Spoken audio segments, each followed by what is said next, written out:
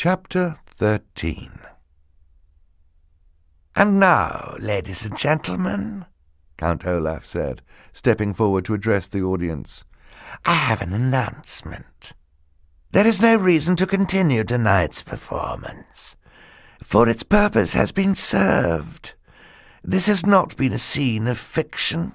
My marriage to Violet Baudelaire is perfectly legal, and now I am in control of her entire fortune." There were gasps from the audience, and some of the actors looked at one another in shock. Not everyone apparently had known about Olaf's plan. "That can't be!" Justice Strauss cried. "The marriage laws in this community are quite simple," Count Olaf said. "The bride must say, 'I do,' in the presence of a judge, like yourself, and sign an explanatory document. And all of you," here Count Olaf gestured out to the audience, "are witnesses." "But Violet is only a child," one of the actors said. "She's not old enough to marry."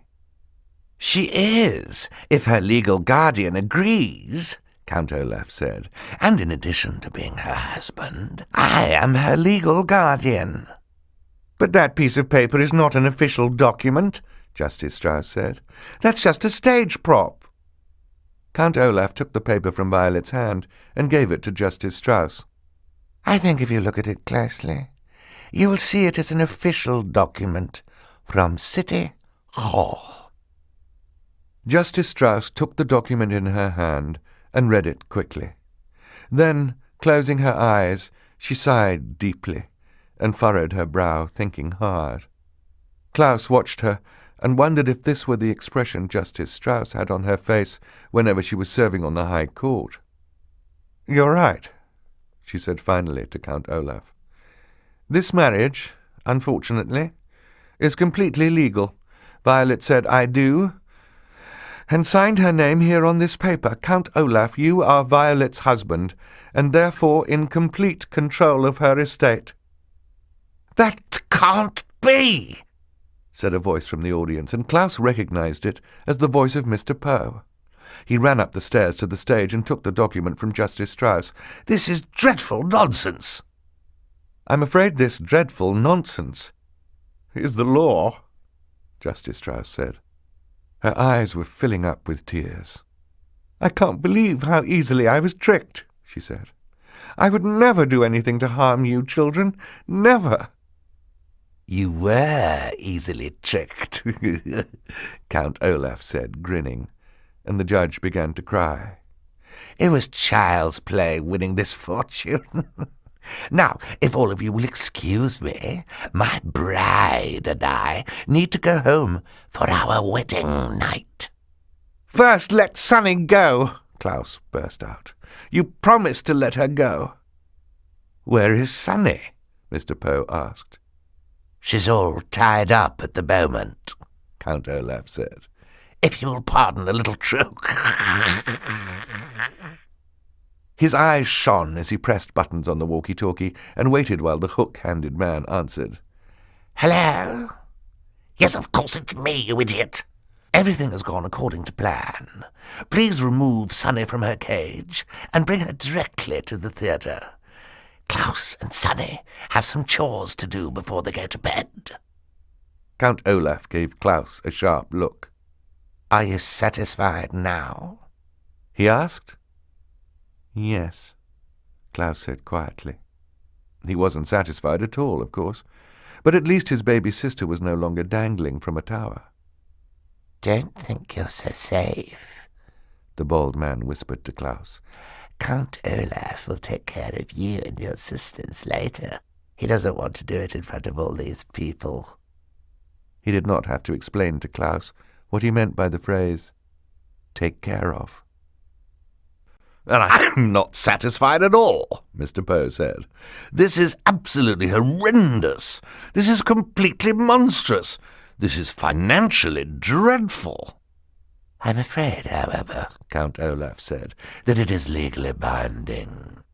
Tomorrow, Mr. Poe, I shall come down to the bank and withdraw the complete Baudelaire fortune." Mr. Poe opened his mouth as if to say something, but began to cough instead. For several seconds he coughed into a handkerchief, while everyone waited for him to speak.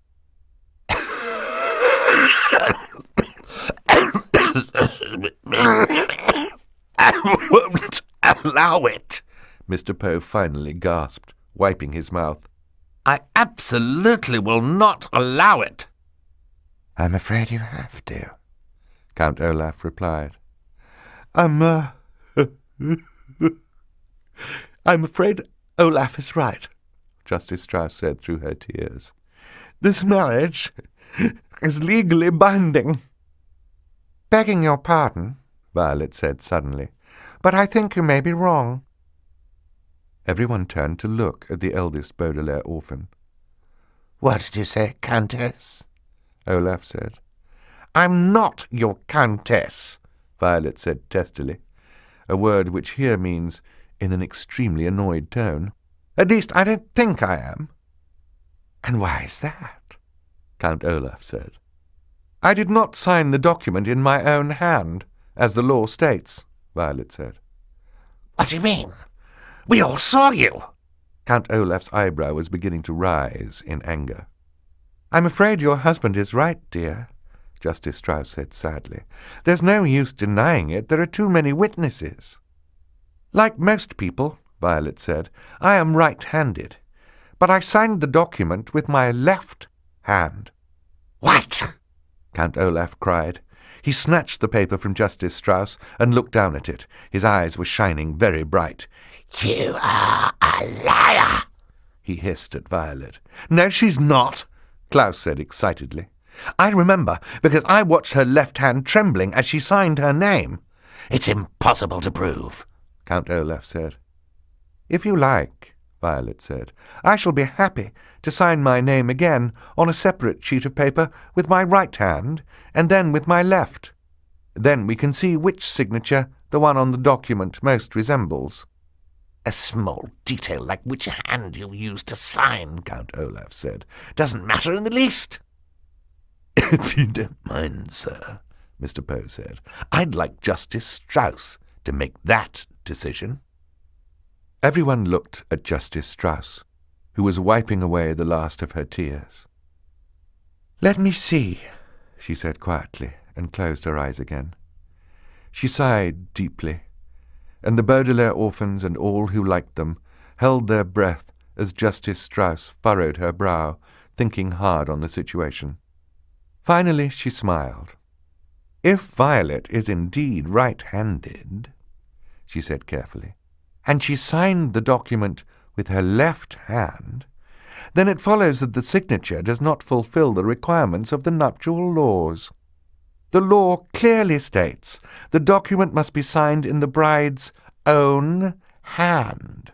Therefore, we can conclude that this marriage is invalid. Violet, you are not a countess, and Count Olaf, you are not in control of the Baudelaire fortune. Hooray! Cried a voice from the audience, and several people applauded. Unless you are a lawyer, it will probably strike you as odd that Count Olaf's plan was defeated by Violet signing with her left hand instead of her right. But the law is an odd thing. For instance, one country in Europe has a law that requires all its bakers to sell bread at the exact same price. A certain island has a law that forbids anyone from removing its fruit, and a town not too far from where you live has a law that bars me from coming within 5 miles of its borders. Had Violet signed the marriage contract with her right hand, the law would have made her a miserable contessa. But because she signed it with her left, she remained, to her relief, a miserable orphan. What was good news to Violet and her siblings, of course, was bad news to Count Olaf. Nevertheless, he gave everyone a grim smile. In that case, he said to Violet, pushing a button on the walkie-talkie, you will either marry me again, and correctly this time, or I will... Neepo! Sunny's unmistakable voice rang out over Count Olaf's as she tottered on stage toward her siblings. The hook-handed man followed behind her, his walkie-talkie buzzing and crackling. Count Olaf was too late. "Sonny, you're safe!" Klaus cried and embraced her.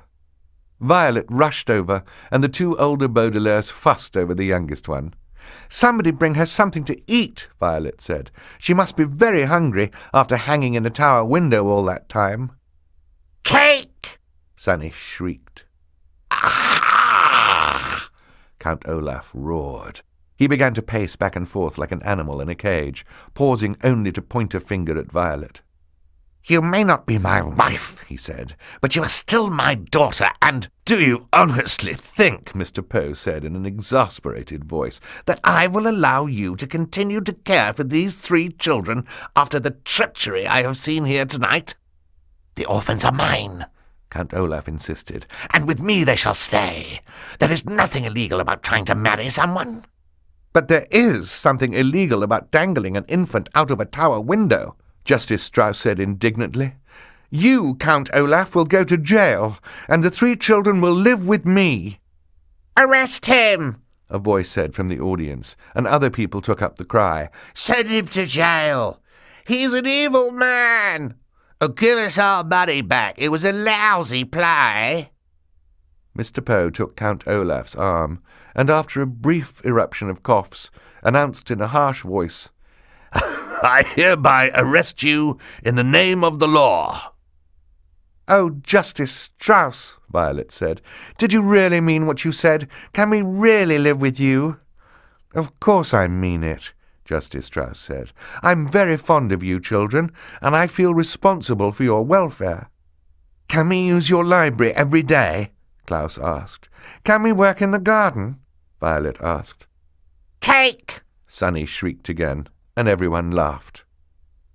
At this point in the story, I feel obliged to interrupt and give you one last warning. As I said at the very beginning, the book you are holding in your hands does not have a happy ending. It may appear now that Count Olaf will go to jail and that the 3 Baudelaire youngsters will live happily ever after with Justice Strauss, but it is not so. If you like, you may shut the book this instant and not read the unhappy ending that is to follow. You may spend the rest of your life believing that the Baudelaires triumphed over Count Olaf and lived the rest of their lives in the house and library of Justice Strauss, but that is not how the story goes. For as everyone was laughing at Sonny's cry for cake, the important-looking man with all the warts on his face was sneaking toward the controls for the lighting of the theatre. Quick as a wink, the man flicked the main switch so that all the lights went off and everyone was standing in darkness. Instantly, pandemonium ensued as everyone ran this way and that, shouting at one another. Actors tripped over members of the audience. Members of the audience tripped over theatrical props. Mr. Poe grabbed his wife, thinking it was Count Olaf.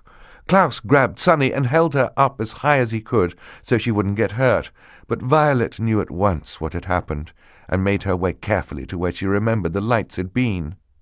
When the play was being performed, Violet had watched the light controls carefully, taking mental notes in case these devices came in handy for an invention. She was certain if she could find the switch, she could turn it back on. Her arms stretched in front of her as if she were blind, Violet made her way across the stage, stepping carefully around pieces of furniture and startled actors. In the darkness, Violet looked like a ghost, her white wedding gown moving slowly across the stage. Then, just as she had reached the switch, Violet felt a hand on her shoulder. A figure leaned in to whisper into her ear. "I'll get my hands on your fortune if it's the last thing I do," the voice hissed. "And when I have it, I'll kill you and your siblings with my own 2 hands." Violet gave a little cry of terror, but flicked the switch on. The entire theatre was flooded with light. Everyone blinked and looked around. Mr. Poe let go of his wife. Klaus put Sonny down, but nobody was touching Violet's shoulder. Count Olaf was gone. "Where did it go?" Mr. Poe shouted. "Where did they all go?" The Baudelaire youngsters looked around and saw that not only had Count Olaf vanished, but his accomplices. The wart-faced man, the hook-handed man, the bald man with the long nose, the enormous person who looked like neither a man nor a woman, and the two white-faced women had vanished along with him. "They must have run outside," Klaus said, "while it was still dark." Mr. Poe led the way outside, and Justice Strauss and the children followed. Way, way down the block, they could see a long black car driving away into the night. Maybe it contained Count Olaf and his associates. Maybe it didn't. But in any case, it turned a corner and disappeared into the dark city as the children watched without a word. "Blast it," Mr. Poe said. "They're gone. But don't worry, children, we'll catch them. I'm going to go call the police immediately." Violet, Klaus, and Sonny looked at one another and knew that it wasn't as simple as Mr. Poe said. Count Olaf would take care to stay out of sight as he planned his next move. He was far too clever to be captured by the likes of Mr. Poe. "Well, let's go home, children," Justice Strauss said. "We can worry about this in the morning when I've fixed you a good breakfast." Mr. Poe coughed. "Oh, wait a minute," he said, looking down at the floor. "I'm sorry to tell you this, children, but I cannot allow you to be raised by someone who is not a relative." "What?" Violet cried. "After all Justice Strauss has done for us? We never would have figured out Count Olaf's plan without her in her library," Klaus said. "Without Justice Strauss, we would have lost our lives." "Well, that may be so," Mr. Poe said, "and I thank Justice Strauss for her generosity. But your parents' will is very specific. You must be adopted by a relative. Tonight you will stay with me in my home, and tomorrow I shall go to the bank and figure out what to do with you. I'm sorry, but that's the way it is." The children looked at Justice Strauss, who sighed heavily and hugged each of the Baudelaire youngsters in turn. "Mr. Poe is right," she said sadly. "He must respect your parents' wishes. Don't you want to do what your parents wanted, children?" Violet, Klaus, and Sonny pictured their loving parents and wished more than ever that the fire had not occurred. Never, never had they felt so alone. They wanted very badly to live with this kind and generous woman, but they knew that it simply could not be done. "I guess you're right, Justice Strauss," Violet said finally. "We will miss you very much." "I will miss you too," she said, and her eyes filled with tears once more. Then they each gave Justice Strauss one last embrace and followed Mr. and Mrs. Poe to their car. The Baudelaire orphans piled into the back seat and peered out the back window at Justice Strauss, who was crying and waving to them. Ahead of them were the darkened streets, where Count Olaf had escaped to plan more treachery. Behind them was the kind judge who had taken such an interest in the three children. To Violet, Klaus, and Sonny, it seemed that Mr. Poe and the law had made the incorrect decision to take them away from the possibility of a happy life with Justice Strauss and toward an unknown fate with some unknown relative. They didn't understand it. But like so many unfortunate events in life, just because you don't understand it doesn't mean it isn't so. The Baudelaires bunched up together against the cold night air and kept waving out the back window. The car drove farther and farther away, until Justice Strauss was merely a speck in the darkness. And it seemed to the children that they were moving in an aberrant, the word aberrant here means very, very wrong, and causing much grief, direction.